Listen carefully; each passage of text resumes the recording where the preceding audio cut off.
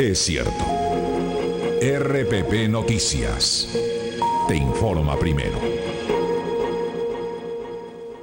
Bueno, tenemos con nosotros al doctor Walter Gutiérrez. El doctor Walter Gutiérrez, como usted sabe, es exdecano del Colegio de Abogados de Lima y fue el defensor del pueblo prácticamente ya cantado una vez que la comisión multipartidaria se puso por unanimidad de acuerdo en que él era el candidato. Pero cuando pasó al pleno para la votación respectiva, que se requiere votación calificada, un grupo político que había estado de acuerdo. Hay que decir que todo esto ocurrió antes de las elecciones. Después de las elecciones, claro, te cambia el panorama político y entonces los nacionalistas se opusieron. Sí. Ya no tiene la votación. ¿Te acuerdas que casi llegan a los golpes? ¿Te acuerdas? Cuando fue le pedían un incidente muy desagradable. Ahora que se suspenda todo. El próximo Congreso tiene más miembros. Sí. En consecuencia, la mayoría calificada es mayor.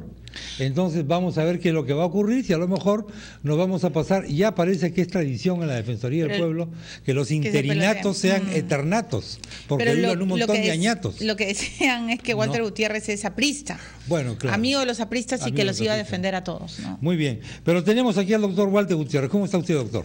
Bien, gracias por sus expresiones. Gracias por no es función del Buenas defensor. Tardes, bienvenido a RPP, doctor Gutiérrez. Buenas tardes, Milagros.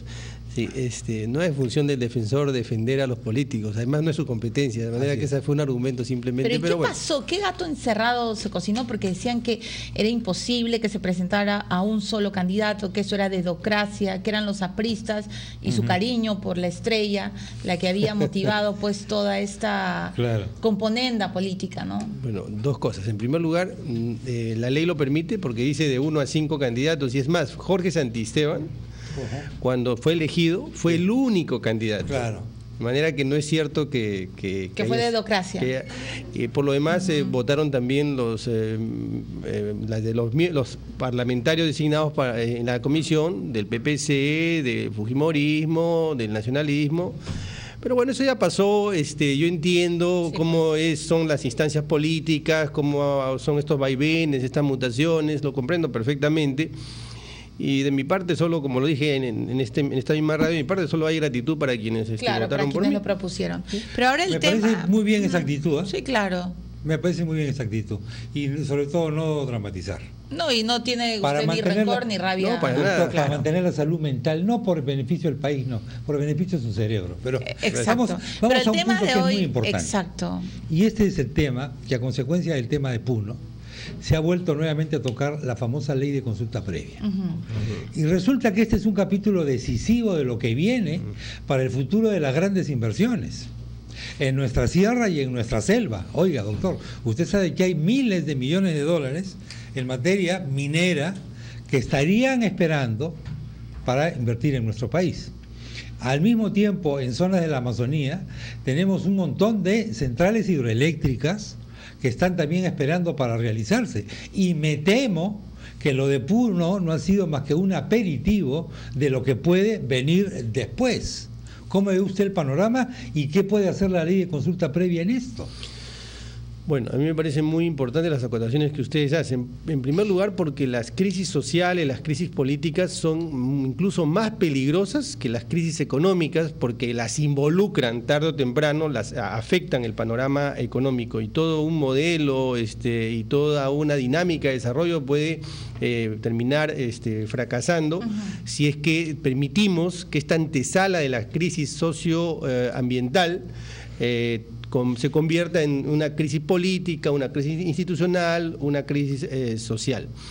Esto no solamente ha pasado o pasa en el Perú, pasa en muchos países donde ha habido esta penetración occidental y los pueblos originarios, los pueblos indígenas que estaban antes que estas nuevas culturas estaban aquí, se han visto afectados en sus tierras y en algunos de sus derechos.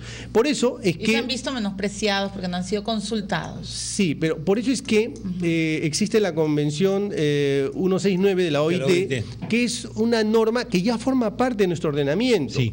ya forma parte porque ha sido aprobada por el Estado peruano y además en un estatus especial, porque por ser una norma, un tratado o convenio en materia de derechos humanos, tiene la más alta jerarquía, tanta jerarquía como si fuese una norma constitucional. ¿Qué dice esta convención y qué debe decir la norma?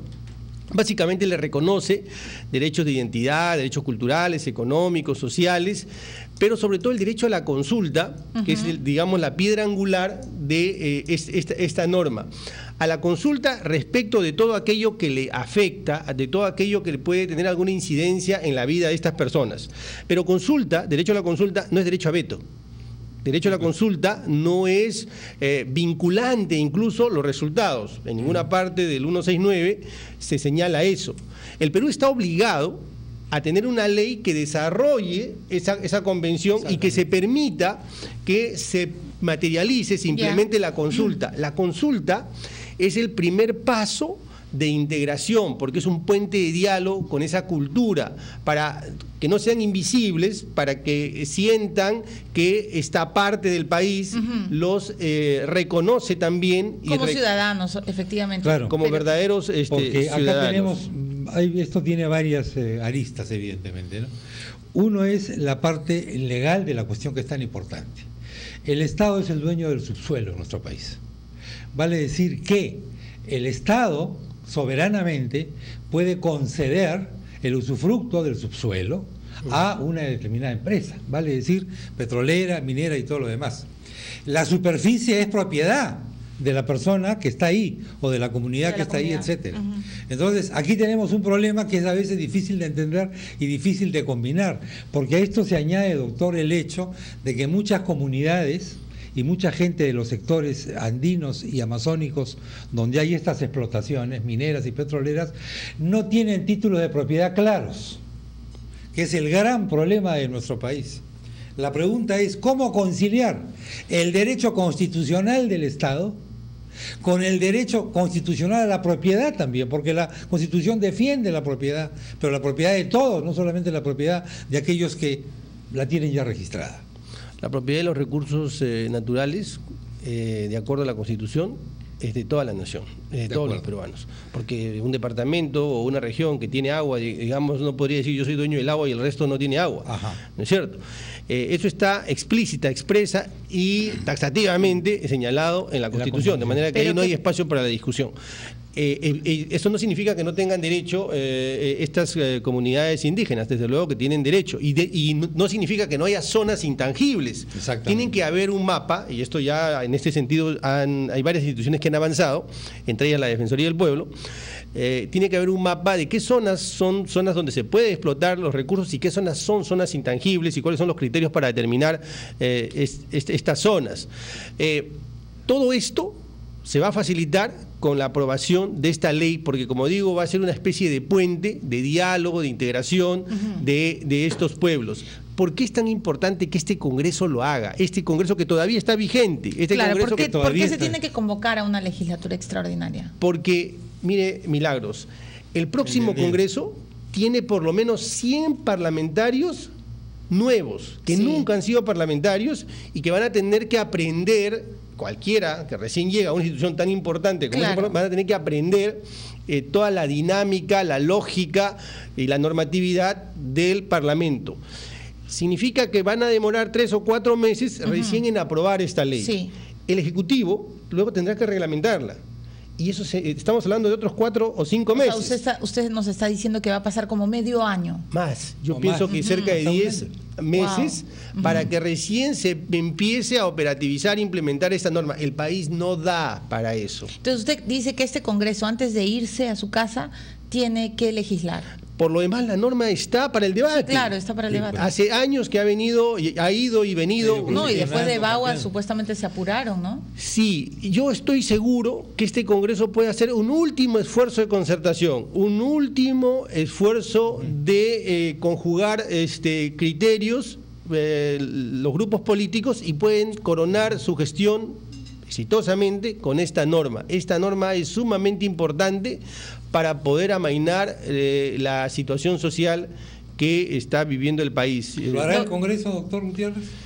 Mire, así como pueden haber congresistas sobre los que algunas personas tienen, digamos, alguna reserva, yo creo que hay congresistas de muy buen nivel y políticos que con responsabilidad, que estoy convencido de todos las tiendas políticas, estoy convencido que pueden mirar este tema con la responsabilidad que la circunstancia y el país exige, ¿no? Ahora, doctor Gutiérrez, ¿qué va a pasar en el futuro con los acuerdos, los contratos internacionales? Porque usted ya vio que se derogó, que bueno, Adubiri emprendió pues esta marcha diciéndole no a la minería en todas sus formas. Nunca nos ha explicado bien qué se pretende con la minería informal, pero lo cierto es que las voces en Puno dicen no queremos a ninguna gran empresa, ni mucho menos, ¿no?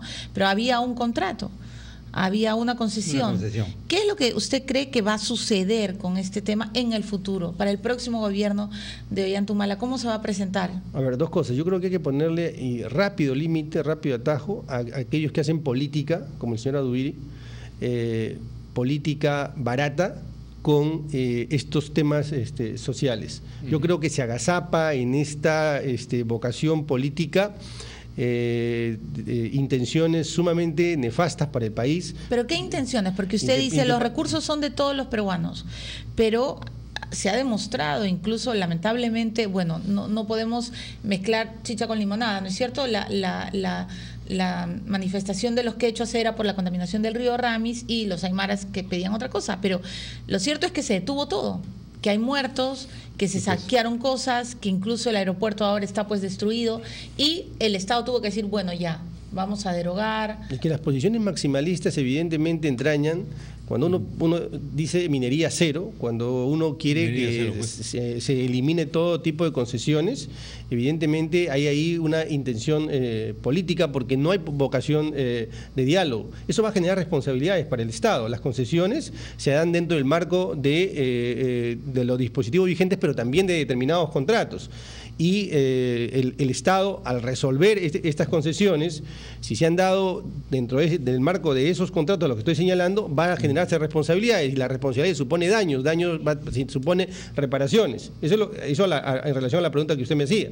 Bueno, vamos a ver si el Congreso asume esta responsabilidad. Sí. Está a tiempo de hacerlo. Así esperamos. Volveremos a conversar, doctor Gutiérrez. Solo una pregunta muy chiquita. ¿La ley de la consulta prevé el referéndum, o sea, la consulta popular? Los mecanismos de consulta prevén, por ejemplo, padrones, personas que representan a los pueblos indígenas, y los mecanismos también, cómo es que se va a hacer esta consulta. No necesariamente tienen que ser directas, pueden ser a través de sus representantes. Muy bien. Gracias, doctor Walter Gutiérrez. Nos tenemos que ir a la pausa. Tenemos un paquete de rotafonos del que dar cuenta, ¿no? Será después de esta breve pausa. Ya volvemos.